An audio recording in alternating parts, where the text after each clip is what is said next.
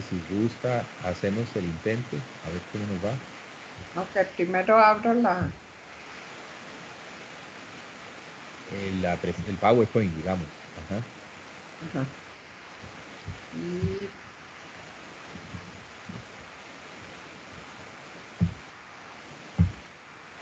ya están viendo. Ahí se está viendo, ¿sí? Sí, se ve. Pero,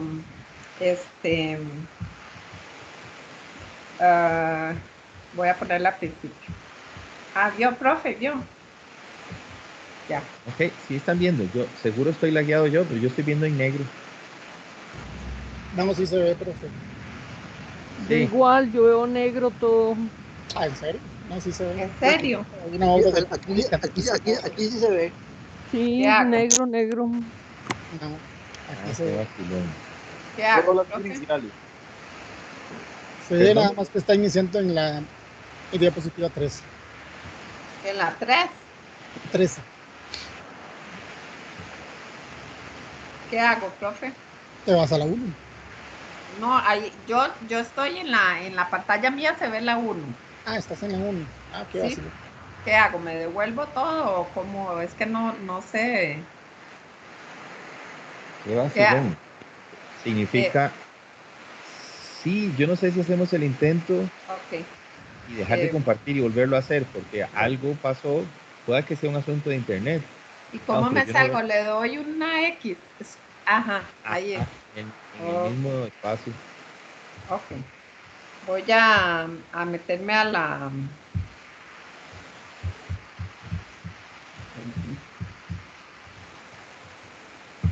Hay que tenerla abierta, ¿verdad, profe? Sí, preferiblemente sí. Bueno, voy de nuevo.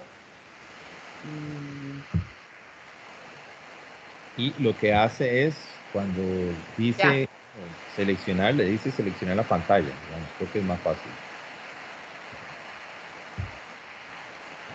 Ya. ¿O no? Todavía no lo ven. Yo no sé el resto. No, Jenna, todavía no sé. Yo tampoco veo. Aquí tampoco. Bueno, entonces algún otro que pueda hacerlo más rápido para no... Y ahora no me sé cómo salir de aquí.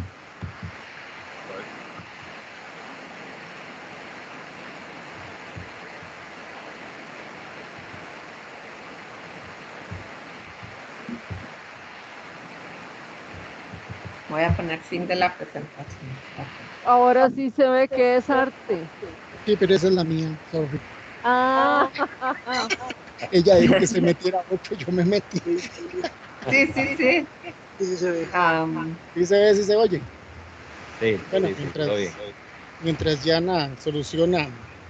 Bueno, yo en realidad no sé. Y Jana, ¿usted sí está viendo lo de Alberto? Si no me lo Ahorita manda, sí, yo te lo... una diapositiva anaranjada que dice que es arte. Ok, ahora sí Exacto. le ayudamos. Bueno, ahorita lo vemos. Bueno, buenas tardes. En el caso mío, yo también hice un marco teórico en el cual les voy a hacer algunas reflexiones. Entonces inicié con una diapositiva con el título de ¿qué es arte? Con la pregunta ¿qué es arte? Que es la que ya le hemos venido dando vuelta hace semanas. Cuando pensamos en el arte, generalmente evocamos una pintura o bien en un museo donde encontramos obras que están expuestas para que un público las contemple. Cuando nos paramos frente a una obra donde a veces no entendemos muy bien qué es lo que estamos observando, ni el lenguaje en el que las obras nos hablan, muchas veces necesitamos traductores que nos expliquen lo que estamos viendo. Sin embargo, el arte es algo más cotidiano y cercano a nosotros de lo que creemos. El arte está presente donde miremos, en la arquitectura de las casas y edificios que frecuentamos, en las publicidades que vemos, en la ropa que usamos, en los objetos que nos rodean. No siempre el arte nos quiere decir algo, cumplir un rol comunicativo, simplemente está frente a nosotros, mostrándonos los alcances de la imaginación y la creatividad humana. En ese sentido, el arte no se molesta en decir nada, sino que directamente ejecuta, hace uso de la libertad de crear algo que antes no existía y lo instala frente a nosotros. En ese sentido, el arte está haciendo algo importante. Muestra que las cosas pueden percibirse de maneras diferentes de cómo estamos acostumbrados. El arte no se limita a la interpelación emotiva o intelectual de cada uno de nosotros de manera individual, sino que también se proyecta a otras dimensiones de la vida social y cultural. El arte es crítico porque quiebra un orden y nos invita a pensar cómo es o cómo nos gustaría que sea el mundo en el que vivimos. Va más allá de lo que creemos que es la realidad. Es una forma de pensamiento que despliega situaciones complejas. El arte transforma lo que hay a nuestro alrededor y lo vuelve otra cosa. No da respuestas ni soluciones únicas, sino que nos hace participar, nos convoca para que pensemos opciones más allá de lo posible.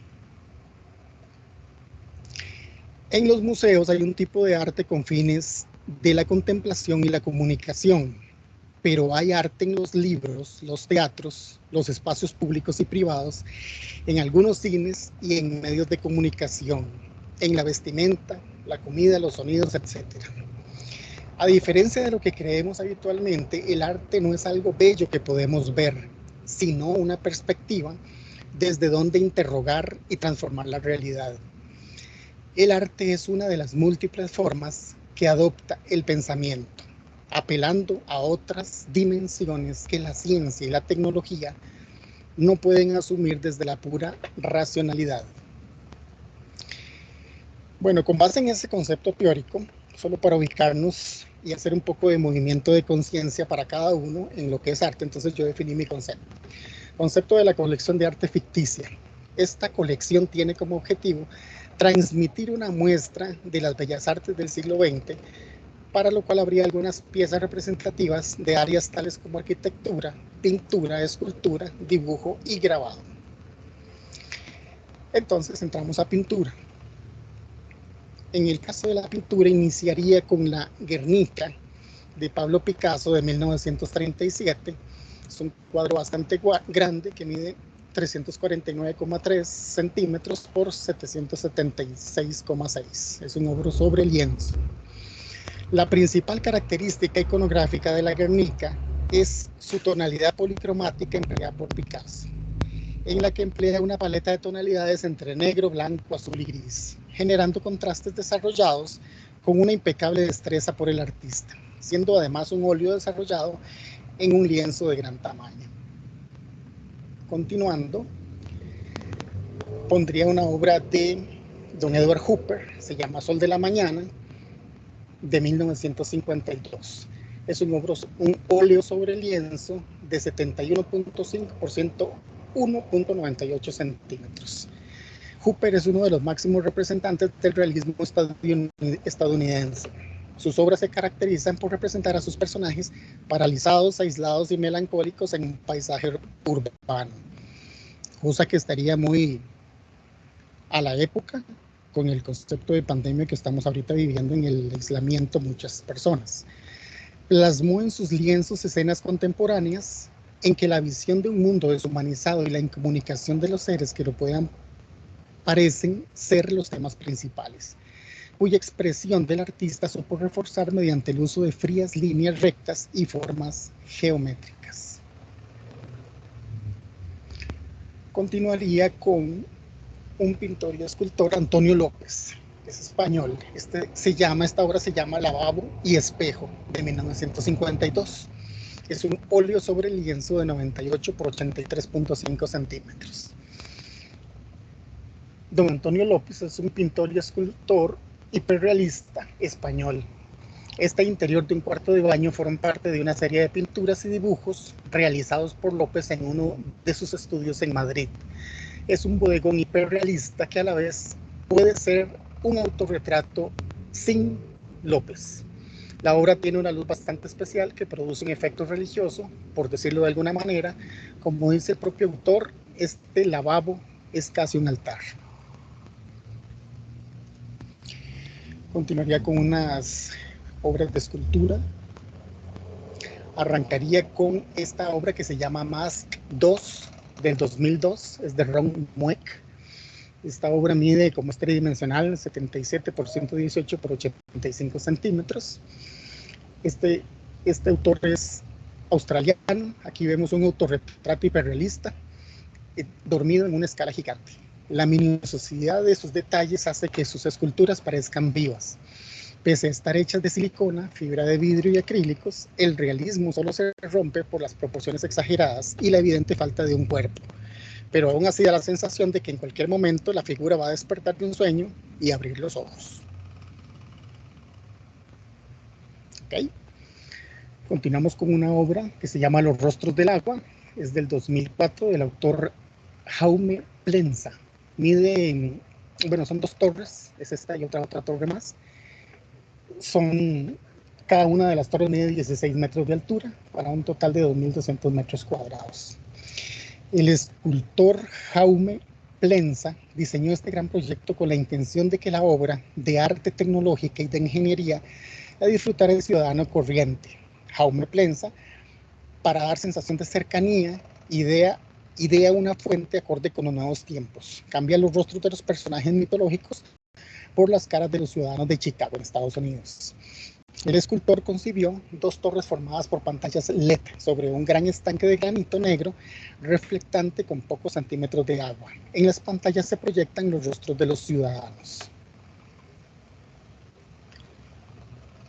Y finalizaría con esta escultura que se llama Cloud Gate del 2006 del autor Anish Kapoor. Dimensiones 13 metros de altura en acero inoxidable. Esta escultura, Cloud Gate, fue diseñada por el artista británico nacido en la India, Anish Kapoor. La estructura tiene 168 piezas de acero inoxidable soldadas entre sí, pulidas tan cuidadosamente que se ven como una sola pieza. Tiene 13 metros de altura, 20 metros de largo y 10 metros de ancho. Pesa 100 toneladas. Cloud Gate es un objeto que permite mirar lo que uno quiere mirar: el cielo, la ciudad, los rascacielos de Chicago o a nosotros mismos. A cada paso la realidad es otra. En cada momento del día o de la noche lo que muestra es diferente. Lo mismo en cada estación del año. Y continuamos con unas obras en dibujo. Entonces arrancaría con esta obra de Franco Klum. Esta obra se llama Meadow, es un apellido. El autor es Franco Klum, es del 2012, mide 30 por 45 centímetros en grafito. Klum es un artista autodidacta italiano nacido en 1962. Él mismo cuenta que nunca tomó clases de arte y todo lo que sabe lo ha aprendido con la experiencia y leyendo algunos manuales de dibujo. Se ha especializado en retratos, llevándolos a un realismo casi fotográfico, invirtiendo en cada retrato hasta 100 horas si fuera necesario.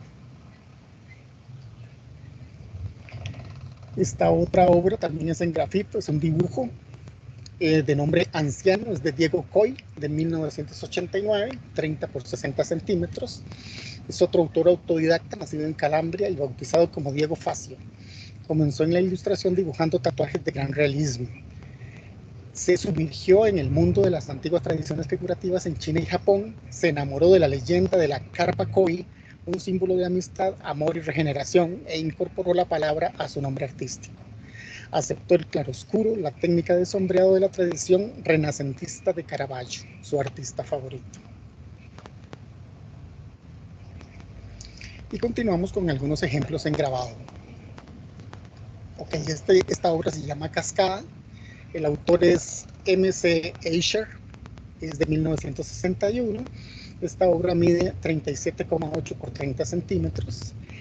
En este monasterio habitan unos misteriosos monjes. Quizás están obligados a subir esas escaleras eternamente.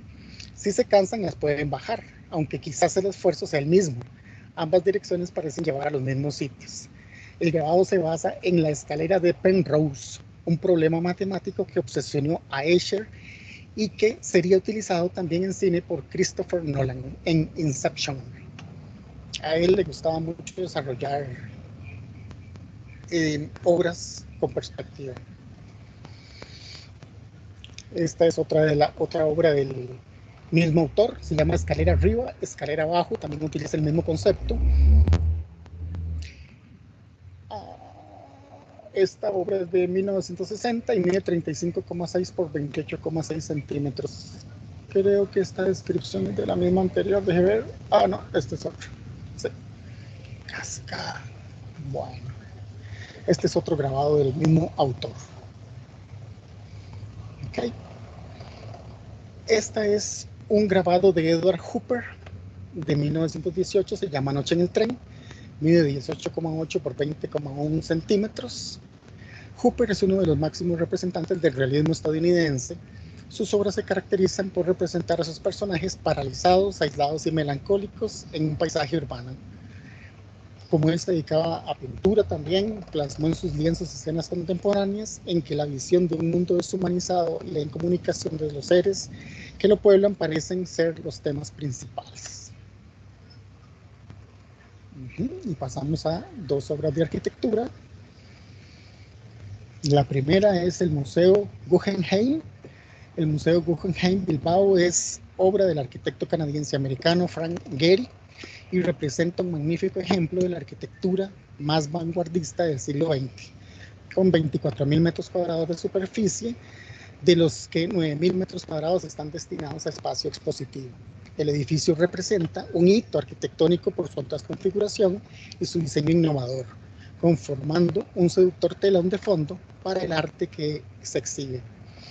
En conjunto, el diseño de Gehry crea una estructura escultórica y espectacular perfectamente integrada en la trama urbana de Bilbao y su entorno. Esta obra es de 1997. Y continuamos con la Filarmónica de Berlín. El autor, el arquitecto es Hans Scharoun. Esta obra empezó en 1960, terminó en 1963, faltan 6. Está ubicado en Berlín, Alemania. La Orquesta Filarmónica de Berlín es una de las sinfónicas más importantes del mundo. El antiguo edificio de la Filarmónica fue destruido en 1944 durante la Segunda Guerra Mundial. Desde 1963 tiene sede en el edificio construido por el arquitecto alemán Hans Scharoun, exponente del grupo expresionista Die Brücke y la arquitectura orgánica. Y para finalizar, esta es una vista interna de la misma Filarmónica. Desde su inauguración, el 15 de octubre de 1963, ha sido modelo para muchos otros auditorios en todo el mundo por su magnífica acústica y su particular disposición de los espacios. Y ahí termina mi colección de arte. Estoy para servirles.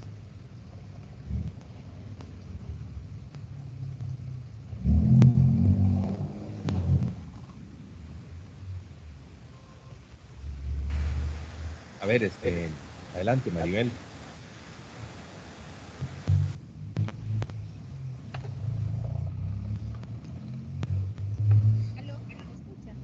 Te escucho, Mari, adelante.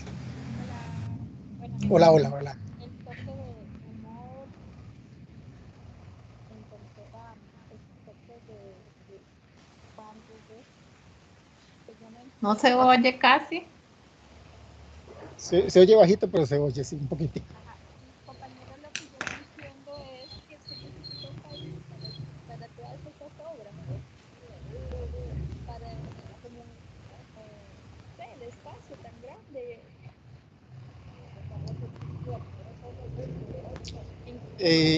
¿Cómo lo meterías en una galería? En realidad, fíjate que yo rompí, bueno, uno de mis parámetros, y por eso hice toda esta introducción de qué es el arte, y me fui casi a la última frase de todo lo que es arte, y está en este párrafo.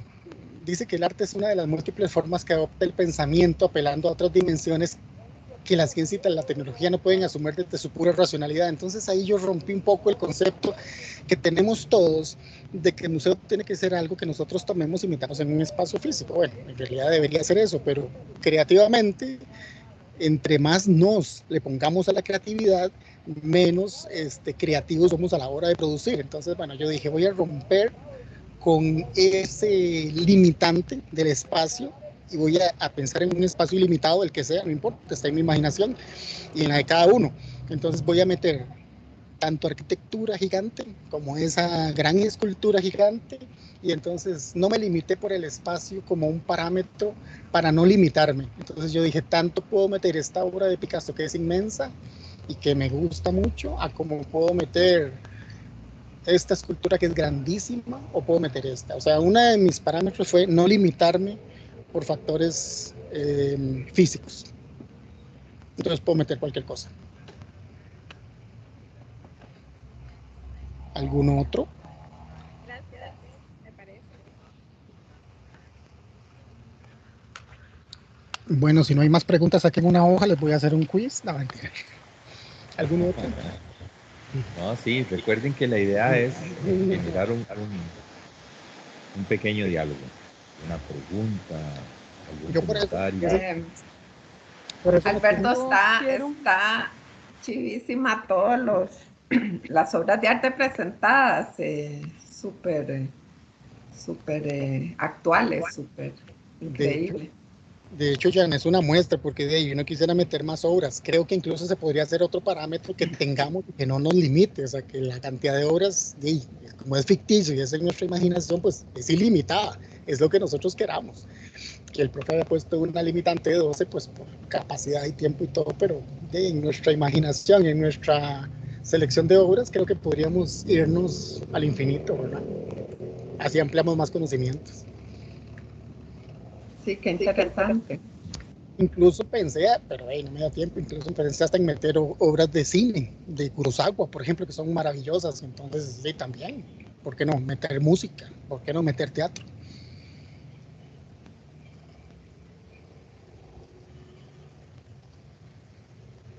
Bueno, a mí bueno, saludos a todos. Y la que me llamó la atención fue, creo que es una escultura, la que es como una cabeza de un hombre.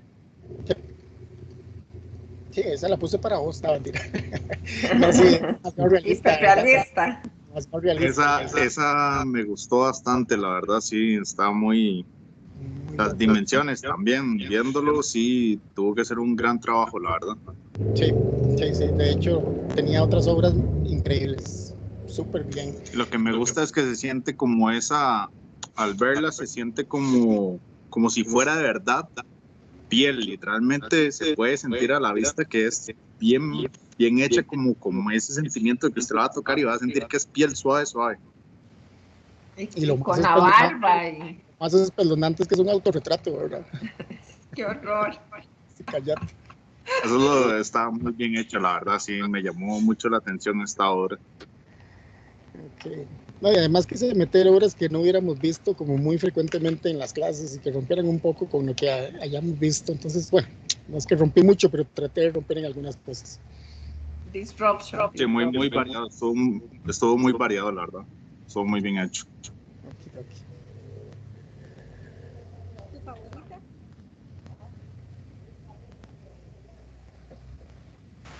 Ian tenía la mano levantada. Le quería decir, Alberto, que me gustó mucho la introducción teórica, Ok. este marco de referencia de arte tan amplio, que permitió tener una selección muy variada de obras de arte. Ese criterio amplio así permitió unas cosas muy bonitas, porque como decía, podría haber sido vestuario, podría haber sido teatro, podría haber sido música, pero da un marco de referencia, pero además da mucha libertad al mismo tiempo. Eso me gustó. Excelente.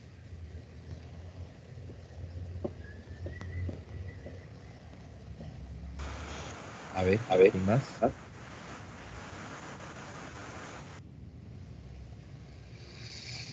¿Y la obra favorita? Fíjate que yo no puse exactamente una favorita porque como lo dividí por áreas, todas son favoritas. Entonces eso fue lo que hice. Y en la conceptualización, pues lo puse así. O sea que al escoger algunas piezas de algunas áreas, entonces iba a dar un concepto global de bellas artes, pero casi que lo que busqué fueron obras que siempre me habían llamado la atención. Tal vez la que más me puede gustar es la Guernica, y es que me impresionó mucho cuando la vi porque es gigantesca y entonces me quedé viéndola como 2 horas, pero porque la conozco. Pero si fuera tal vez a ver esta escultura, tal vez me enamoraría del frijol este, entonces no sé, pero está entre estas dos. Creo que todas son impresionantes, porque si al final uno va a uno de estos teatros, bueno, al final, al último teatro, y se sienta en estas butacas y oye la filarmónica, pues se queda impresionado con la música y el juego de luces y todo, ¿verdad? Pero todas me gustan.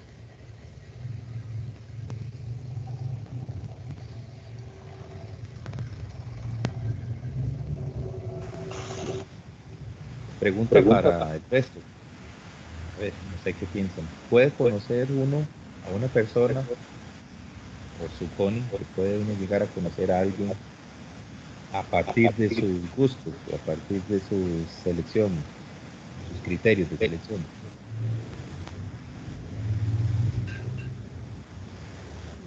Yo creo que definitivamente sí.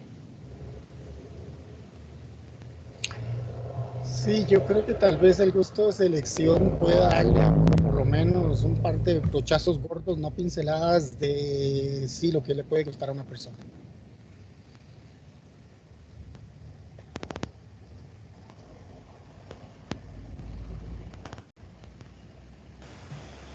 Sí, lo interesante en esta colección es que está tremendamente variada. Uno podría pensar en que hay una cierta predisposición, o qué sé yo, hacia lo abstracto, pero no. También Por ejemplo, metí cosas de hiperrealismo porque me fascina, sí, de hecho. Entonces, también, bueno, me gustan muchas cosas. Quería meter música al final, para jugar con música. Que te diré, no me alcanzó la pantalla. muy bien. Somos limitados dentro de nuestro propio cuerpo. Muchas gracias. A usted las gracias, pero dejo de compartir. Ok, ¿a quién seguimos?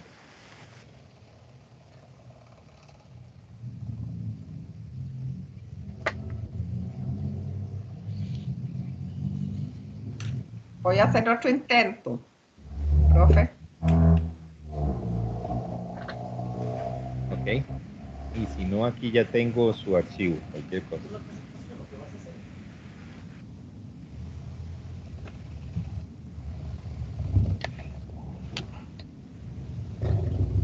Que yo lo estoy viendo ahí. No sé ustedes. No. No, Todavía no le he dado compartir. no,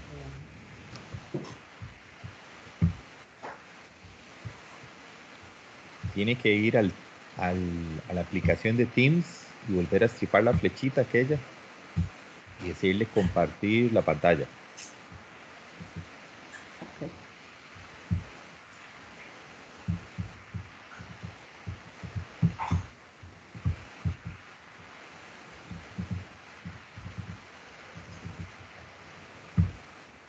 Ok, tengo que ir. Profe, ¿usted la puede poner usted? Sí, sí, Porque no. ya se rindió. Mm, Es que no veo dónde es que le tengo que decir que. Usted está en el Teams, Sí. Ujú. ¿sí? Arriba, a la parte del micrófono, hay una flechita que dice Sí, ahí compartir está la contenido. flechita. Ajá, esa es la que ¿Sí? yo estripo. ¿Sí? Y le dice pantalla o screen, no sé si lo tendrá en inglés. Eh, no vieras que no.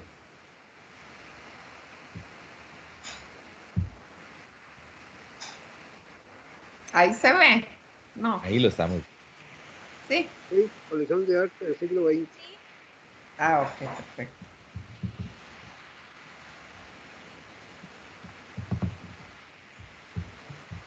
Ok, ahora para. Ajá. En una. Ahí, exacto. Ok, entonces esta es la Nada más, colección. Ah, Diana, perdone que le interrumpe. ¿Usted lo está viendo pantalla completa? sí. Sí. ¿Usted? Entonces, no, porque cuando le dio compartir, no le dio compartir pantalla, le dio compartir el PowerPoint, no otra cosa. Sin embargo, ahí lo estamos viendo, pero no lo vemos en pantalla completa. ¿Y cómo, dónde sería el...? Ok. Ajá. Tiene que irse otra vez al Teams, Ok. donde Ajá. estaba la flechita, ahora hay una X, tiene que striparla. Es como volver a hacer la acción otra vez, digamos.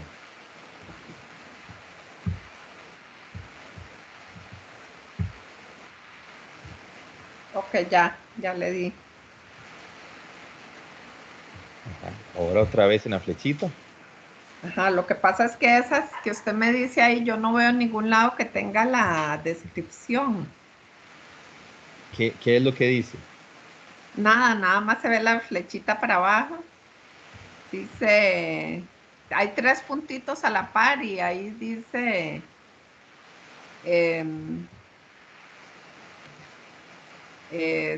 vamos a ver qué será eso.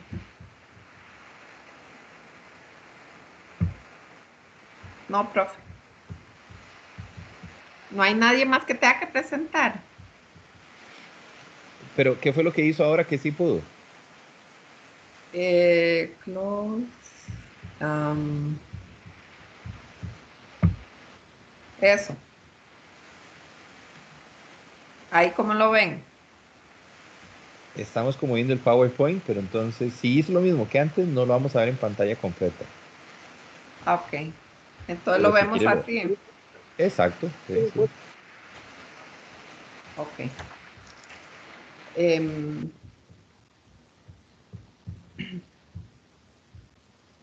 Ok, esta es mi colección de arte del siglo XX. Y para contestar la pregunta número 5, que decía, si usted fuera a iniciar una colección de arte del siglo XX, ¿por dónde iniciaría? En el caso mío, yo me inclinaría a adquirir como primera obra Impresión Sol Naciente de Claude Monet, una tela de 48 por 73 centímetros del año 1872 que está expuesta en el Museo Marmottan. La escogería como mi obra más importante porque fue como la obra que inició toda la lucha entre lo que era el arte establecido y el arte moderno. De hecho, que uno de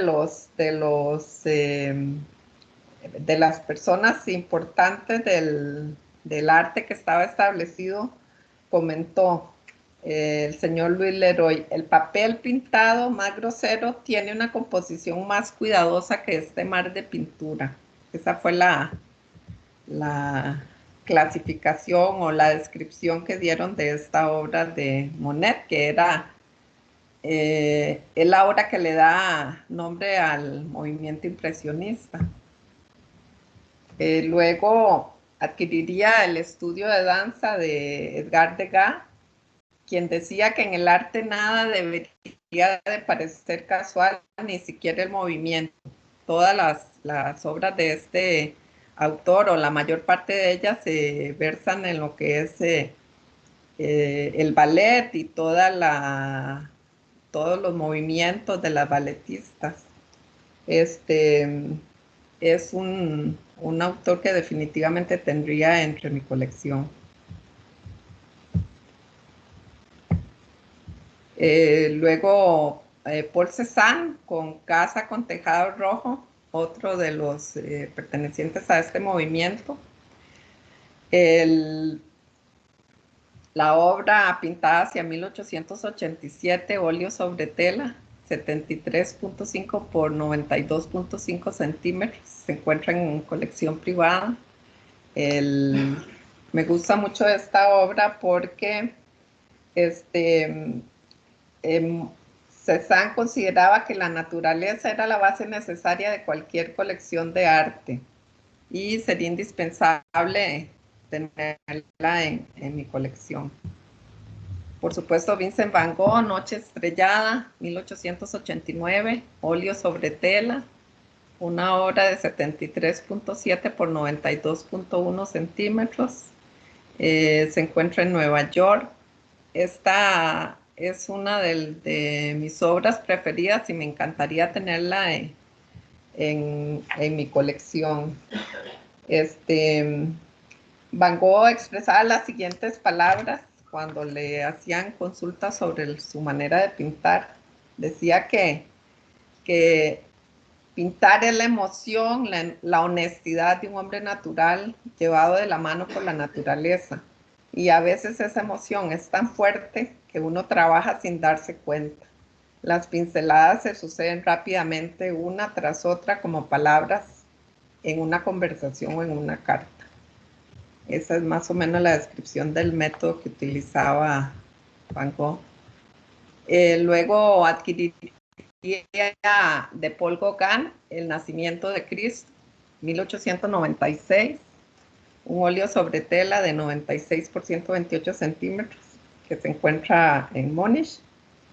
Definitivamente no podía faltar una obra de Gauguin, quien decía acerca de esta misma obra: con esta pintura he intentado hacer que todo respire fe, sufrimiento silencioso, un estilo religioso y primitivo y una gran naturaleza con su grito. Todas estas obras de Gauguin cuando se encontraba en su periodo de la Polinesia, que están llenas de color y naturaleza. Otra obra que sumaría sería una escultura de Rodin denominada La Meditación sin brazos, de 1896. Es un bronce en dimensiones de 1,46 por 59 por 45 centímetros. La incluyo porque Rodin pertenecía o se relacionaba con el impresionismo porque pertenecía a la misma generación que Monet, Cézanne, Sisley, Renoir, y decían que Rodin elevaba su boceto al rango de principio y su modo de moldear y surcar las superficies creando un juego fluido y vibrante de luz y sombra que lo situaba como contemporáneo de los impresionistas en la escultura. También me gustaría adquirir una obra de Henri de Toulouse-Lautrec, un baile en el Moulin Rouge, de 1889 a 1990, óleo sobre tela de 115 por 150 centímetros. Este autor fue el primero en representar todo lo que los anteriores pintores no se atrevían a representar: cabarets, prostíbulos, bares, con toda la parafernalia incluida, artistas callejeros.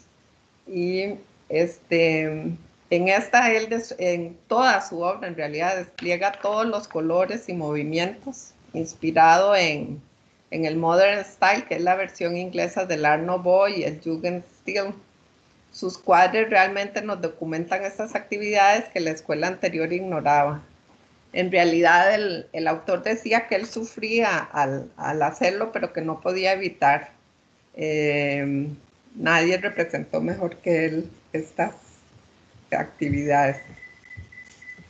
Por supuesto, Picasso tendría que estar en la colección con las Mademoiselles de Davignon de 1907.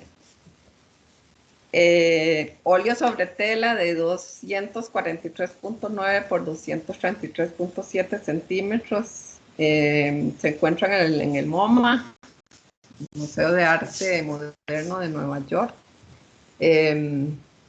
contaba, o dice la literatura, que el escenario de esta obra tan famosa era un burdel, el burdel más famoso de Barcelona, y que la obra fue llamada inicialmente por su autor como Le Bordel d'Avignon, pero a desagrado del autor, su representante le recomendó cambiar el nombre a uno menos ofensivo. Y esta obra es muy importante en lo que es el desarrollo del cubismo. Luego tenemos de Frank Marc, Grandes Caballos Azules, de 1911, un óleo sobre tela de 102 por 160 centímetros, que se encuentra en Minneapolis.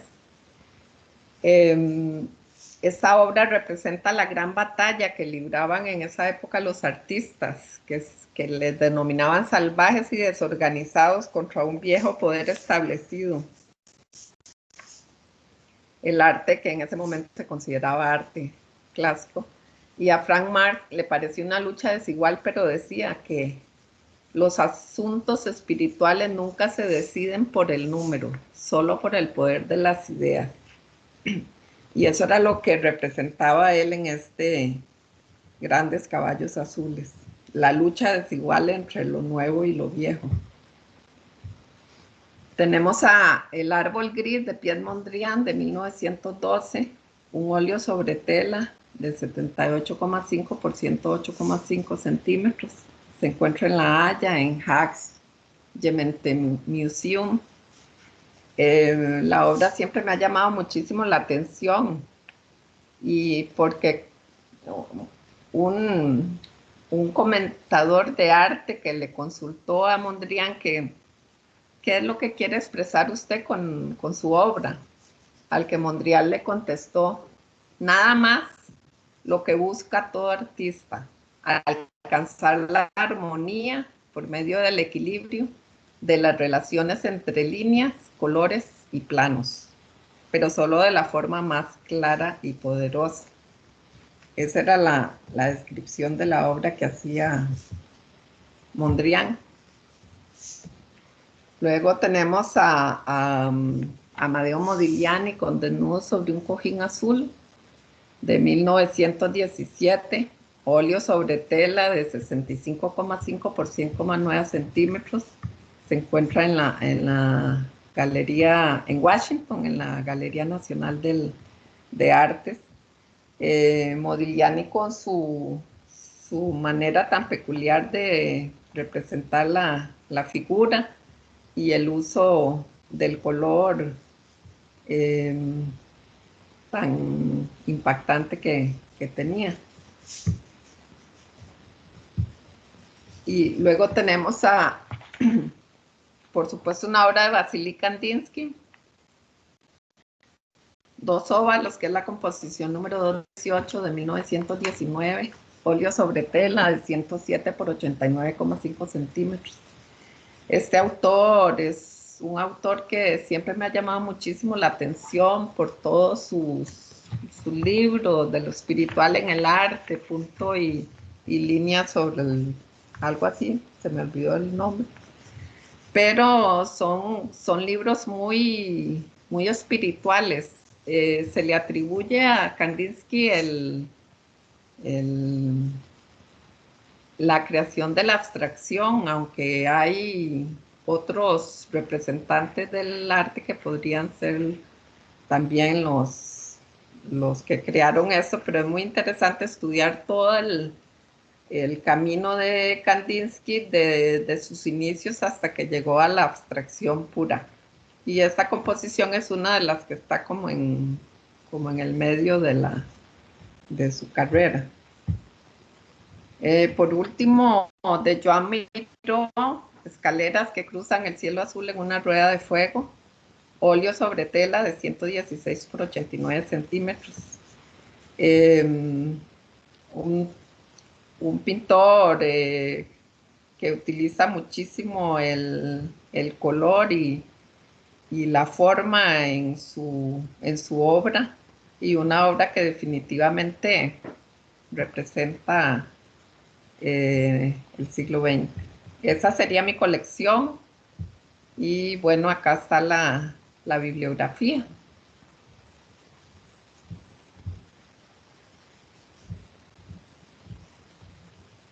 Profe. Ok, excelente. Y sí Es- vimos súper bien perfecta la presentación. Ay, muchas gracias A por ver, ayudarme. aquí de todos modos yo la tenía lista, pero dije, de Ajá. repente, tal vez es mejor que usted vaya a su ritmo, así que Sí, la yo se vimos, la, se la pasé por si acaso, digo yo, por si no. Tengo que practicar más. Es que, Sí, sí, por eso, pero hoy lo hizo súper bien, ¿verdad? bueno, Así que muchas gracias. puntos extra. La duda que me quedó, Diana, es por qué se incluyeron unas obras que no eran del siglo XX, sino que eran anteriores. ¿Te gustaban más que las de ahora? ¿O cuál fue tu criterio para eso?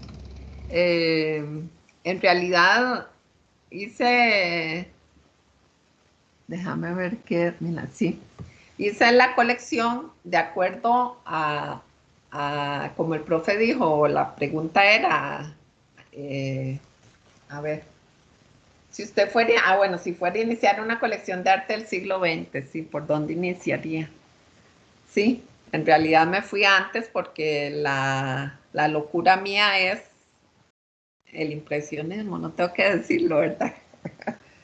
Entonces me pareció que era muy, que para mí era importante empezar con el impresionismo, hacer la exposición arrancando de ahí. Excelente, está muy bien. 1872. Y también considerando que no sé, tal vez el profe nos puede explicar mejor, pero a mí siempre me ha impresionado muchísimo esa lucha que tuvieron ellos al tratar de entrar a los salones de exposición anuales, que los rechazaban, que se burlaban de ellos. Entonces eso me ha marcado mucho.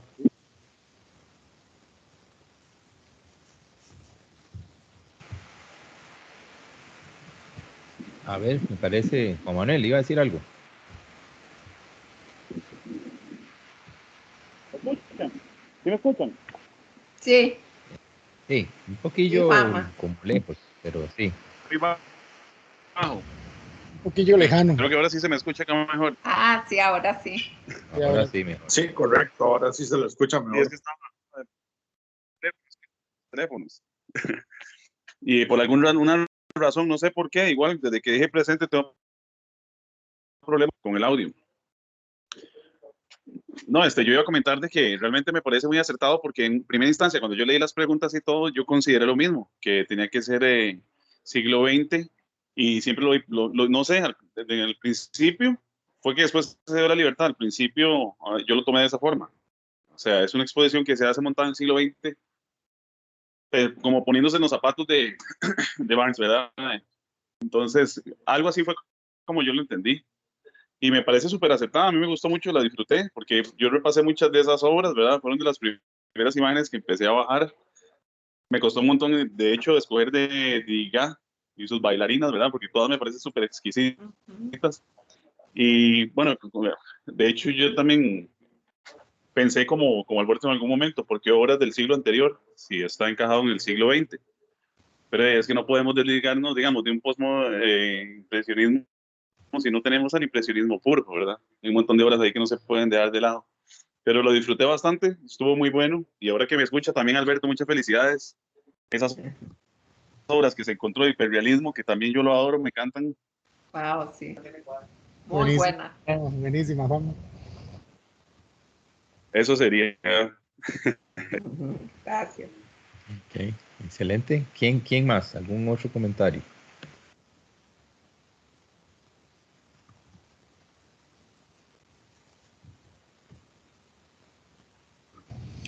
Tal vez un comentario en general, profe, no relacionado exactamente con esta presentación, pero tal vez a uno, como estudiante de arte, se le hace difícil hacer una colección, ¿verdad? Porque uno mete 12 o 20 o 30, pero como que siempre le falta meter más, ¿verdad? Porque como dijo Juanma, yo me puse a ver muchas y me gustaron muchas. Lo cuesta a veces tener un criterio selectivo, ¿verdad? Pero uno hace una selección pero realmente quisiera meter muchas más. Yo me imagino que ya no quería meter todo el impresionismo, era obvio. Claro. Es que son lindísimas, o sea, y cuando uno está aprendiendo es como una esponja y quiere ver todo y saber todo. Entonces, no me pareció corta, no me pareció grande, pero me pareció bien, pero sé que estamos trabajando todos con esta situación en que uno quisiera meter todo, pero no es posible. Claro. Pero creo que un poquito que meta cada uno, vemos todos muchas obras y entonces eso enriquece en general. O sea, cada uno es parte de un todo que crea un conjunto general y entonces se hace un concepto más amplio. Claro. Claro que sí. Sí, es de las labores más complejas. Entiéndase, digamos, curaduría, ¿verdad? Que lo hemos tan solo como, ¿verdad?, mencionado un poquito por ahí, pero sí, hacer curaduría o participar de jurado en un certamen es tremendamente complejo y conlleva una responsabilidad muy, muy alta. Ni para qué, pienso, ¿verdad? Porque además eso le da otro contenido diferente cuando ponemos dinero de por medio. Evidentemente, ¿verdad? Yana me decía ahora al principio, me dice, profesor, mi colección es carísima, ¿verdad? Yo invertí así una fortuna en esa colección. Si fuera dinero de verdad, pongámoslo así, ¿verdad? Y no fuera como una cosa meramente ficticia, e incluso si fuera su propio dinero, implica todo otro, digamos, toda otra razonamiento, todo otro tema mental. Digamos, si de repente uno dijera, bueno, la plata no es mía y tengo ahí como un barril sin fondo, ¿verdad? Y gasto, evidentemente lo que sea. Digo yo, no sé si lo que sea, pero no tengo límite. Pero si de repente tengo un presupuesto, ¿verdad? Eso es un límite, ¿verdad? Como lo estaba diciendo Alberto, ya nos pusieron un tope. Entonces, no puedo gastarme más de eso. Ok, hay un tope. Me compro una carísima, me compro 10 más o menos, o me compro 50 más baratas. Bueno, no sé, ahí hay que elaborar un criterio. Si el tope lo tengo en el espacio, ¿verdad? Tengo una sala con unas características, o tengo una galería, o tengo un museo que aguanta hasta un número X. Entonces, o compro una, como el Guernica, que me llena una sala completa, y no es que sea muy cara, pensándolo, digamos, si no es que es muy grande, ya no puedo meter más, o meto un montón de piezas chiquiticas. Entonces, vean que cualquier estrategia, independientemente, digamos, de los límites, ¿verdad?, o los criterios que vayamos a establecer, hay que asumir una consecuencia. Luego, vean que aunque existen puntos de contacto, todas las colecciones son diferentes. La instrucción fue la misma para todas, es una instrucción, ¿verdad? Y sí, como dice Alberto, nos pusieron varios límites, no más de 12 por tiempo, ¿verdad? No más de, digamos, que no fuera de otro tiempo. Bueno, hemos visto de todo, ¿verdad? Desde obras del Renacimiento hasta obras, y yo no he querido como realmente plantear la idea de que alguien se salió, digamos, como el guión, y estuvo planteando cosas que no. Sí, evidentemente, ¿verdad? Cuando empezamos a contar, creo que la mitad, o más o menos la mitad, de la colección entonces de Diana está fuera de tiempo, pero bueno, yo no estoy tampoco como tratando de plantear si algo está bueno o está malo, ¿verdad? Simplemente que lo justifiquen y que generemos la discusión. Bueno, en esta ocasión sí se generó la pregunta, ¿verdad? Alberto, digamos, lo nota y dice, bueno, ¿qué pasó? ¿Verdad? ¿Por qué no ajustarse a...? Es difícil, realmente es bastante difícil. Ante lo que pregunta Diana con respecto al tema, digamos, del impresionismo, no es fácil realmente medir el arte que se está generando en el momento. Es una apuesta, digamos, es una especie como de ruleta rusa. Hay realmente algunos autores con mucha visión, con mucho ojo, con mucha experiencia, Así que podríamos decir como algo visionario y que ven algo en el presente que no está viendo la mayoría.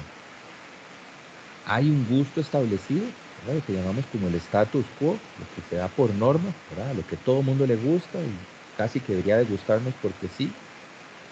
Y algunas obras que rompen, digamos, ese gusto o esa norma y no sabemos muy bien si el juicio del tiempo les va a dar beneficio. Van a decir, en 50, en 60 años, que en tiempo histórico no es nada, ¿verdad? Ese artista va a ser valiosísimo, ¿verdad? O en 100 años, ¿verdad? En 100 años la gente va a estar hablando de Van Gogh, ¿verdad? Cuando en Van Gogh algunos colegas, amigos, ¿verdad? Veían en él alto potencial, pero digamos la sociedad no, ¿verdad? Hay que asumirlo de esa forma. Vamos, él no fue apreciado, ¿verdad? Más allá de, ¿verdad? Como un poco como de, ¿verdad? Como de entusiasmo, ¿verdad? De algunos que decían, ay, qué bonito, ¿verdad? Pero no invirtieron un 5, ¿verdad? Nunca nadie le pagó una obra en vida, por ejemplo. Es una pena, ¿verdad? Realmente lo podemos analizar y decir, es una pena. Luego, una buena parte de los artistas que hoy fueron muy reconocidos, sí, ¿verdad? Como lo dice Diana, no formaban parte de las exposiciones. Pensémoslo hoy, hacen un concurso, hacen una bienal, que es como el certamen que hemos heredado, digamos, de esos certámenes de salón que se llamaban antes, ¿verdad? Entonces, las bienales, que es como esa herencia, hacen una bienal hoy y, bueno, ¿cuánta cantidad de gente no se queda por fuera? ¿Y qué garantía hay de los que ganan las bienales y son los que se llevan los premios hoy y les va súper bien y la gente les se toma fotos y son súper exitosos y son como rockstars, ¿verdad? Se me está escuchando muy bajo, dicen. Es por el aguacero. Por aquí no, Yo te oigo bien. no, por aquí no. Puede ser por el aguacero, sí, profe. Es que se oye un Sí. Yo lo poco oigo bien. Yo lo oigo Ok, bien, profe. Sí, yo lo escucho bien, lo escucho normal, profe. perfecto. Voy a tratar de acercarme aquí un poquito más al micrófono. Es que creo que sí está lloviendo, me parece que sí está lloviendo bastante fuerte. Aquí en la zona en la que estoy, el zinc como que rebota muy fuerte, entonces sí, se escucha creo que un poco más. Pero Aquí como que de ahí yo creo que me un arco. sí, está lloviendo mucho, honestamente. Hace un rato estaba lloviendo y ahora está lloviendo bastante más fuerte. Pero todo bien, vamos a ver. No, entonces, claro, es una labor compleja, digamos, en ese caso, ¿verdad? Para ese momento que menciona Diana, ser jurado, por ejemplo, porque, bueno, había un gusto, había una norma, hay una serie de reglas, y la mayoría de estos artistas impresionistas los que hacían era romper la mayoría de las reglas. Entonces era como, digámoslo de una manera así muy laxa, muy directa, eh, estaban haciendo lo que no se tenía que hacer en pintura. ¿Verdad? Había una forma correcta de hacer la representación, de aplicar el color, ¿verdad? De representar la forma, y ellos estaban haciendo cosas como experimentando, ¿verdad? Cosas muy diferentes. Entonces, al menos la institucionalidad no les dio el beneficio, digamos, de decir, bueno, vamos a aceptarlos. Entonces recuerden que ellos lo que empezaron a hacer, surge una figura muy interesante y era un salón aparte, un salón paralelo.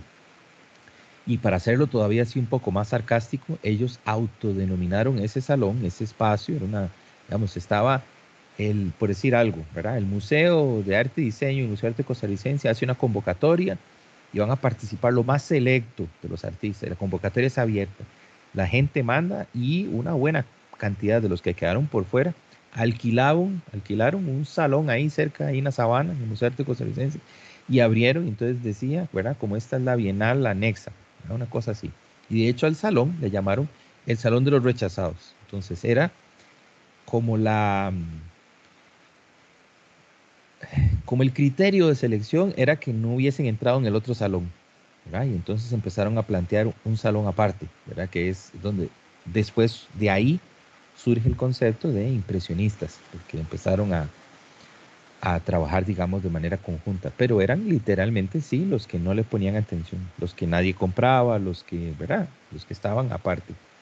Ahora, vean qué interesante, y esto tiene que ver con un juicio del tiempo, que en algún momento lo hemos mencionado. Hoy tenemos que ir a indagar un poco en los libros de historia para recuperar los nombres de los artistas que ganaban los salones oficiales, porque hoy recordamos mayoritariamente a todos esos artistas que no estaban en los salones, que son los impresionistas, son los artistas importantes de esa transición entre el siglo XIX y el principio del XX. Es muy interesante, ¿verdad? Realmente es bastante interesante. Pero entonces, más que quedarnos en las razones de por qué, pensemos en lo difícil, sí, evidentemente, que significa ser un artista, digamos, en un momento contemporáneo. Por eso yo en la mayoría de las ocasiones lo que hago es decirle a los estudiantes que creo que lo más importante ante cualquier cosa es ser honesto. Vamos, ser honesto con lo que se hace. No debería uno como, bueno, es mi criterio. Obviamente cada quien puede argumentar, ¿verdad? Razones completamente, digamos, opuestas a la mía o a lo que estoy diciendo. Porque yo les digo, no pareciera, digamos, como del todo justo que ustedes trabajen para un concurso. Sale un concurso. Justo ahorita está el salón, ¿verdad? Para el Museo de Arte Costarricense. Artes visuales. Y dentro de los requisitos es ser mayor de 16 años. O sea, piensen que ya es una apertura bastante alta. No hay que ser artista profesional, ¿verdad? Sino que incluso puede ser un artista emergente. Y listo, ¿verdad? Y presentar en algunas de las ramas o de las, hay que revisar las bases, evidentemente, ¿verdad? Pero, y ustedes dicen, profe, nosotros podemos participar, ¿verdad? Si somos estudiantes. Sí, pues sí, porque están, digamos, dentro del... Una cosa es que ustedes digan, yo voy a hacer una obra honesta, ¿verdad? La voy a enviar a ver qué pasa. O, como en algunas ocasiones, es que se ponen a buscar, tratar de ver si logran encontrar, digamos, con quién o quiénes van a ser los jurados y empezar, digamos, como dicen ahora, ¿verdad? En redes sociales, a estoquearlos, ¿verdad? Empezar a ver, ¿verdad? Resulta que me entero que, qué sé yo, ¿verdad? Bueno, Alejandro, digamos que es el que veo aquí primero, que Alejandro va a ser jurado de ese. Y yo me meto a redes sociales a buscarlo un poco como a ver qué le gusta a Alejandro. Y yo digo, ya vi. A Alejandro le gusta el hiperrealismo y le encanta el dibujo. Y voy con un dibujo en grafito, ¿verdad? Eso es lo que voy a enviar porque ya llevo, ¿verdad? Unos puntos ganados con eso. Entonces, si al final a usted le sale natural y es algo que usted ha venido haciendo y que le guste, qué sé yo, en buena hora.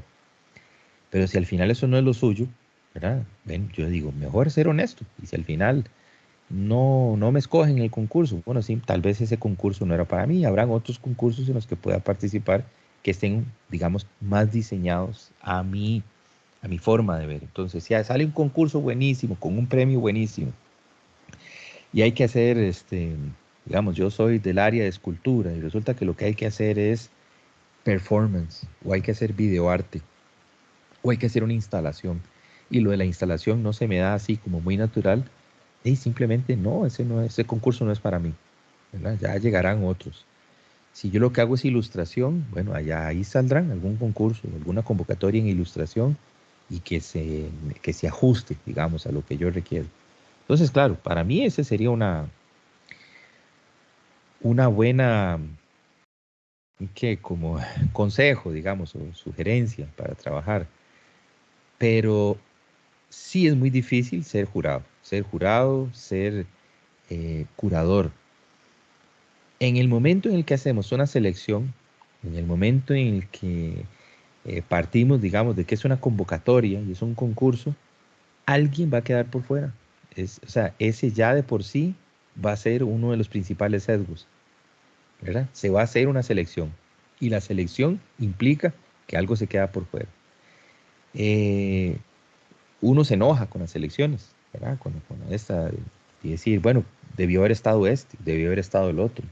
Sí, pues sí, pero para eso alguien firma, para eso alguien se hace responsable y cuando, no sé, digamos, al profesor Esteban le ha tocado ser jurado, uno tiene que apechugar y uno sabe que alguien siempre se va a molestar. Y eso viene como con el trabajo, eso viene con el paquete y se asume, hay que asumirlo, ¿verdad? No le va a caer uno bien a todo el mundo, alguien va a quejarse, alguien va a pedir explicaciones, alguien va a decir, ¿y por qué?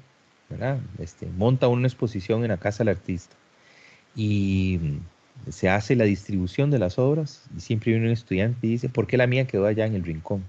¿Por qué la mía quedó a la par de este otro? ¿Verdad? Porque, claro, hay como una necesidad, y es absolutamente normal, de pedir cuentas, ¿verdad? Quiero que, y sí, siempre hay una explicación, ¿verdad? Pero es eso, necesito que me lo digan. Ahora, en una identificación, digamos, de un premio, lo mejor que va pasando en una década es complejo porque, sí, de aquí a 30, a 50, a 60, a 100, a 130 años, no sabemos si eso se va a mantener, ¿verdad? Un poco como lo que pasó con los impresionistas, ¿verdad? Los que ganaban los salones, como les digo, hoy hay que ir a buscar los nombres a los libros de historia, porque, bueno, quedaron bien, pero ya después, ¿verdad? Nos fuimos olvidando poco a poco. No sé, bueno, ese era un comentario ahí, un aporte. No sé si hay algún otro, o se haya generado alguna otra idea que quieran compartir. Y si no, igualmente darle el espacio, entonces, a ver quién más quién quiere presentar. Muchas gracias, Diana. No sé si Con mucho gusto. Juan Me, Manuel. Ajá. me encantó presentarla y al presentarla me parece que me va a ayudar a entender más el, el arte de nuestros tiempos y el rechazo que hay en el momento en que está el arte produciéndose, que fue lo que le pasó a los impresionistas. Sí. Y yo creo que eso yo no me había dado cuenta hasta que lo presenté y que hice el comentario, me va a ayudar a entender el resto. Claro, porque incluso eso que les comentaba, pienso que nos podría generar como un cuestionamiento al presente. Ok, hoy podemos saber cuáles son esos artistas, entre comillas, exitosos, que son los que venden más caro, ¿verdad? Que normalmente vemos a cada rato. Que este fulano, ¿verdad? Vendió carísimo. Y que este es puesto en todo lado. Y todo mundo, ¿verdad? Lo tiene así como en alta estima. La pregunta que nos podríamos hacer es, bueno, viendo un poco de manera retrospectiva lo que ha pasado en los últimos, por lo menos 250 años, no hay garantía de que ese que hoy es como el gran artista del siglo XXI, en 80, en 100 años vaya a seguir, digamos, siéndolo. Entonces, podría ser que sí, pero si no, ¿cuál de los otros que estamos aquí viendo a nuestro alrededor, cuál eventualmente podría tener, ¿verdad? Como esa luz para decir, ah, no, en 100 años va a ser el importante. ¿Verdad? Vean que es una apuesta, es como la lotería, es muy complejo. Vean que con ese juicio de tiempo que les estoy planteando, es que nos empezamos a cuestionar de una buena manera, cuando entonces, ahora sí, empezamos a reconocer a figuras importantes, digamos, de hace 500 años. ¿Verdad? Que vean que donde ya digo el número, suena grande. ¿Verdad? Y decimos, claro, seguimos hablando de Miguel Ángel, seguimos hablando de Da Vinci, por ejemplo, ¿verdad? 500 años, ¿verdad? Poco más, poco menos, digamos, 500 años después. Esto es un logro extraordinario, ¿verdad? Pareciera que uno dice, bueno, esta gente sí nació, ¿verdad? Tienen ese brillo, así como de genio artístico, porque es una personalidad absolutamente extraordinaria. Y vean que cómo a lo largo del tiempo los gustos cambian, los contextos cambian, pero seguimos identificando ese no sé qué, esa brillo particular y decir, ah, no, esta figura y su obra siguen sobresaliendo, ¿verdad? 500 años después vamos a seguir hablando y vamos a seguir hablando a futuro. Entonces, claro, ahora hablamos a 100 años de distancia y nos referimos a Picasso, ¿verdad? Y decir, pucha, es un artista genial, pero dentro de 100 años más, ¿vamos a seguir hablando de Picasso o se va a ir diluyendo de camino? Sí. Es una pregunta complicada, ¿verdad? Es eso, solo el tiempo nos va a ir dando esas luces. Sí, pero muy bien, Diana, muchísimas gracias. Creo que Juan Manuel, ¿verdad? Quería presentar, o me da la impresión. No sé, o algún otro. ¿Quién está listo?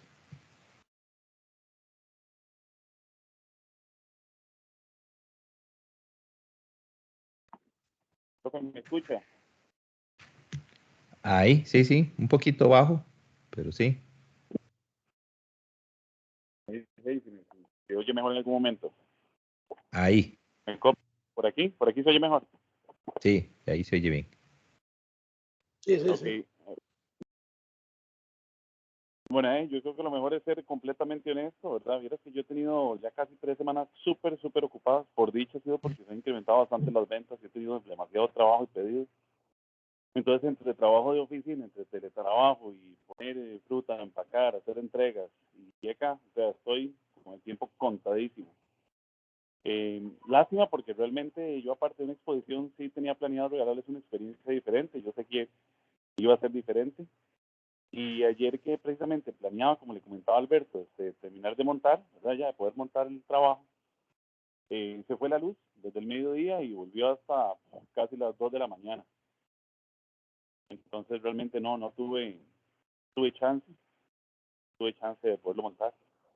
Yo asumo que hasta hoy hay tiempo, ¿verdad?, de presentar. Por lo cual no sé No se cómo. preocupe. En algún momento podríamos, sí, tampoco me interesa era quemarlo.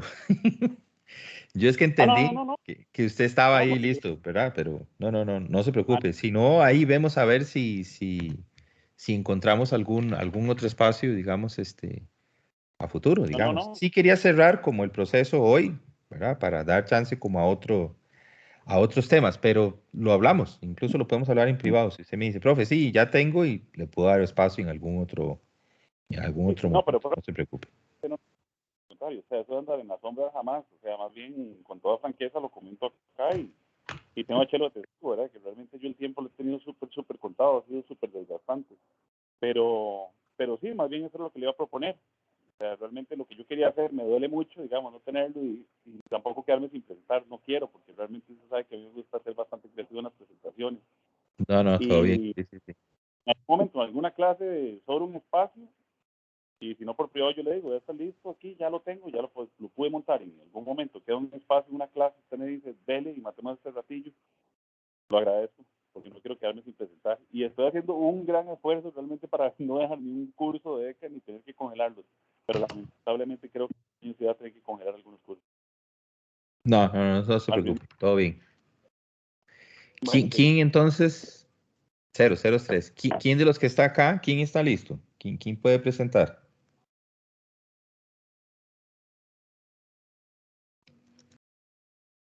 Porque sí, también me he percatado que hay algunos que han estado faltando. Hago la consulta así al aire. En el chat han, han vuelto a decir algo, qué sé yo, o algún comentario así como que ya alguien ya no va a participar o... No, no, profe, ningún comentario. Y yo sepa, no, no. nada. Profe, Bueno, profe, ahora le escribo para justificarle la semana pasada. No hay problema. Vamos a Ok. ver, Profe, permítame. no, y los que escriben en el chat son los mismos que estamos aquí en la pantalla. No Sí, hay, sí, sí, es que hay una compañera que yo creo que entonces... Sharon. Sharon, exacto. Sharon, el último mensaje fue el 22 de agosto. Sí, yo creo que ya entonces Sharon... vamos a ver.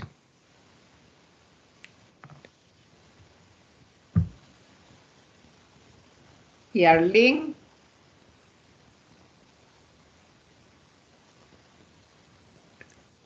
Vamos a ver.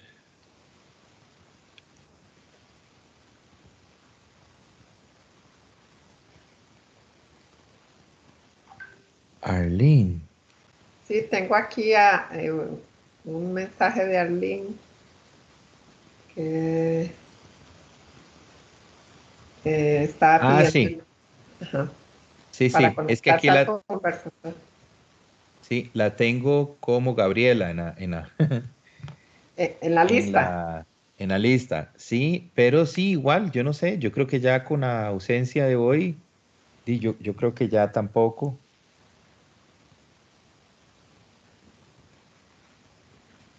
Y, Y Dayana, y Dayana es una que faltó hoy, sí, me extraña porque Dayana se supone que estaba como retomando clase, digamos, ajá, ella Dayana entró, Thompson.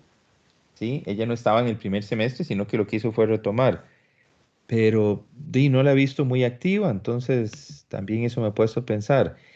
Y, y Lilian, ahorita hace un ratito que no sé si de ella habrá puesto algo, ella sí, o sea, sí puso presente, Sí, porque ella estaba, sí, pero seguro se estaba. desconectó. Y Lilian falta de presentar también.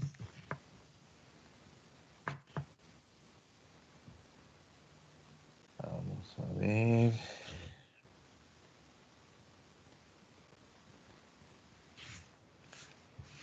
Bueno, no, entonces hoy se me colapsó, o sea, se me, se me desbarajustó aquí el plan, digamos, que tenía. Este, sí, no sé, si tienen algún comentario o algo así extra, si no, vamos a cerrar la sesión acá porque, sí, digamos, me tomaron como en frío, no lo tenía listo que fuéramos más bien pensé que iban a quedar algunos pendientes y dije, no, pero sí quería ponerle como cierre hoy.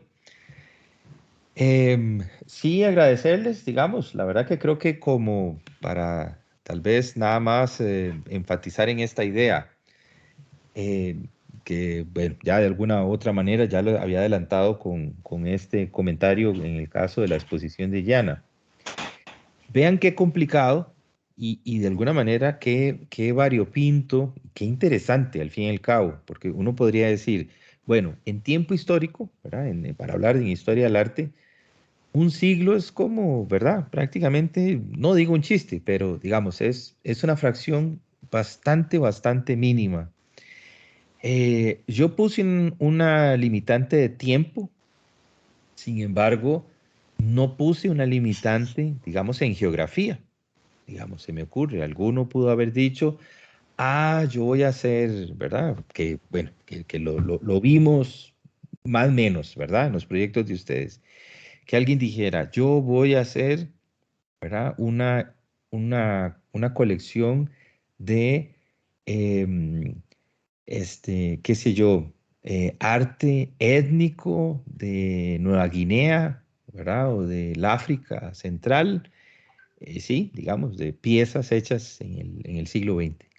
Entonces, bueno, yo les decía, ¿verdad? Dentro de lo más clásico, que no es que esté mal, evidentemente estaba bien decir, yo voy a escoger, digamos, los artistas más importantes del siglo, al menos, ¿verdad? De la cultura occidental, para entonces hacer como un mapeo así como de las piezas clave, las 12 obras clave a juicio mío, digamos, de lo más importante de la pintura. Em, Pudieron haber hecho, ¿verdad? Como les planteaba, algo un poco más, ¿cómo podemos decirlo? Como divertido, juguetón, ¿verdad? Un poco como les decía que lo permite, al menos la aplicación de- del proyecto este de Arts and Culture de Google y decir, voy a escoger solo pinturas azules. Y mi colección va a ser azul porque es, digamos, ante cualquier cosa es mi color favorito.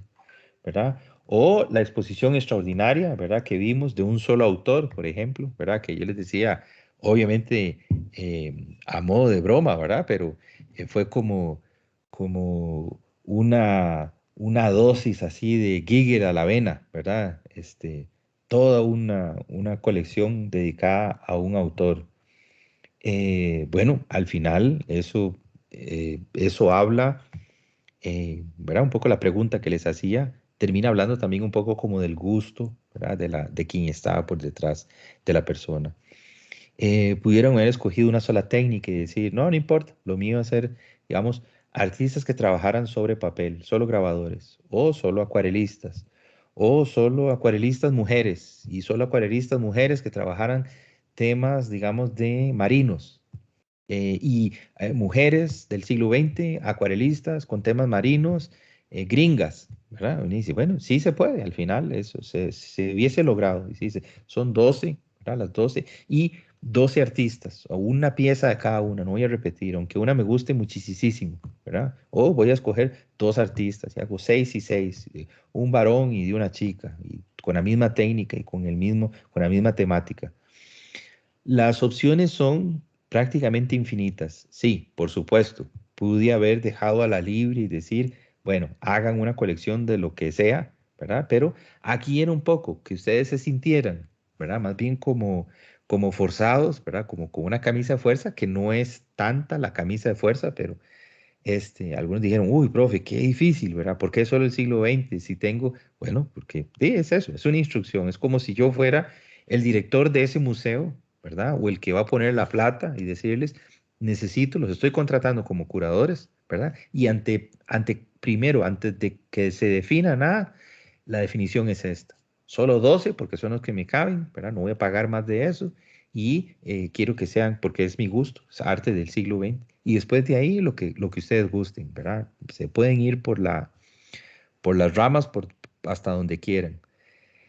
Es un ejercicio interesante, ¿verdad? Y se van a dar cuenta conforme vayamos avanzando. Ahora estamos en apreciación 1, en apreciación 2 vamos a volver a tocar el tema, pero conlleva también una serie de factores o elementos de carácter ético, ¿verdad? Hay un código de ética en donde, bueno, qué coleccionar, qué no, ¿verdad? Qué buscar, qué no, quién es, cuál es el público al que va dirigida esa colección, quién es el coleccionista, ¿verdad? Si ustedes son curadores. Entonces, al final, todo termina siendo un marco, digamos, de referencia. Recuerden que en algún momento también conversamos un rato sobre el contexto.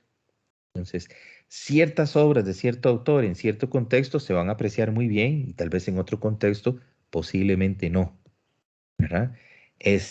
¿Cuáles son los contextos? Primero, contextos de carácter cultural y algunos otros tal vez hasta de carácter moral, ¿verdad? O de algún otro. ¿A qué me refiero? Bueno, aquella ruptura, ¿verdad? De la fotografía del Papa y lo que eventualmente podría o pudo haber significado dependiendo, digamos, del contexto. Entonces, evidentemente, un objeto, ¿verdad? Como cosa, ¿verdad? Un chunche, como pintura, por ejemplo, dependiendo de dónde lo coloco, al final eso va a determinar el tipo de lectura. Eso creo que nos permite, y hay que analizar también, ¿verdad? Cuando tengamos la oportunidad, no lo hemos hecho porque se los he dicho, digamos, de manera reiterada, principalmente por el horario, ¿verdad? Si este curso de apreciación 1, por ejemplo, fuera en la tarde, créanme que estaríamos haciendo giras, ¿verdad? Yo les diría, bueno, hoy nos vamos a ver en tal museo y vamos a ir a ver tal exposición y vamos a compartir y vamos a analizar y qué sé yo, pero bueno, las circunstancias son las que son, ¿verdad? Tenemos este curso en este horario, pero piensen para cuando vayan nuevamente, ojalá que lo hagan por placer o por vocación, porque así lo sientan, ¿verdad? Que ustedes dicen, voy a ir a ver tal exposición, a tal museo. Tienen que pensar que el hecho de que esa pieza que esté justo en esa pared, a la par de la otra y dispuesta de tal forma, nada es casual, ¿verdad? No es como, hey, seguro ¿verdad? Como fueron llegando, así las fueron colgando.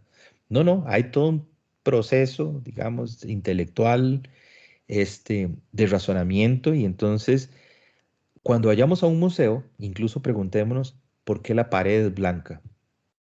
O, ¿verdad? ¿Por qué en esta ocasión esta obra está y por qué la pared es negra? O verde, o gris, ¿verdad? O lo que sea. Porque al final todo suma, todo cuenta. Bueno, creo que eso es tal vez como el comentario, ¿verdad? Con respecto a las colecciones.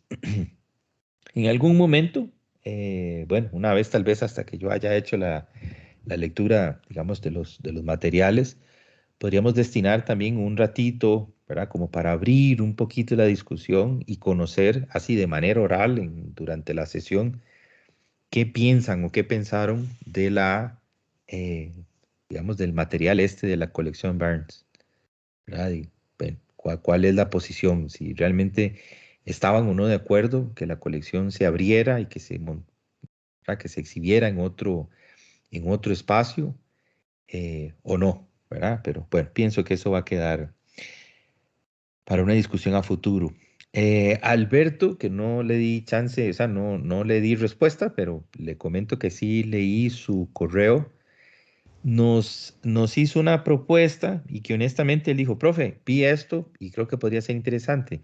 Sí, sí, evidentemente está interesantísimo. Entonces, les voy a pasar a través de Juan Manuel o alguno para que más bien lo cuelguen en el chat y que tengan como el recordatorio ahí de hoy en 8, justo en el horario de clase, a las 5, el, digamos, un colectivo, digamos, de cultura en Barrio Amón va a dar es conferencia, ¿verdad, Alberto? No es una mesa redonda, bueno, como un conversatorio, Charlas, conferencia. una charla, una conferencia sobre patrimonio, ¿verdad? Un poco creo que es como la lectura de cómo ciudadanos, o sea, como habituales, digamos, de la ciudad, nos relacionamos con el concepto de patrimonio. Entonces, creo que va a estar interesante, digamos, nos sale un poquito, digamos, así como de nuestro programa, pero evidentemente cae, ¿verdad? Como anillo al dedo en el sentido de que sí, sí, es un tema conexo y creo que le podríamos sacar muchísimo provecho. Entonces, de hoy en 8, la sesión no va a ser a través del Teams, sino que nos vamos a conectar directamente a esta conferencia. Entonces, lo que estaría pendiente es yo compartirles para que lo puedan ver en el chat de WhatsApp, Ya cuál es el Facebook. O no sé si Alberto, si usted me hace el favor de compartirlo. Sí, ya lo compartí. Excelente, ahí está. Entonces, sí, sería de hoy en 8 la conferencia y nos estaríamos viendo entonces nuevamente en este espacio de hoy en 15, si lo tienen a bien. Profesor, Ajá, yo quería, bueno, ahora a ver si me da menos, perdón. si me regala unos segunditos. Ah, Ahora sí, claro. gracias. Sí, sí, cómo no, cómo no. Entonces, nada más, a ver.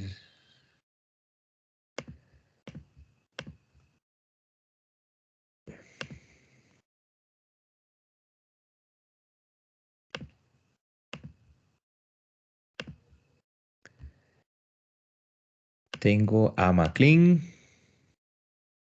¿Y quién más que no haya considerado tomar la asistencia?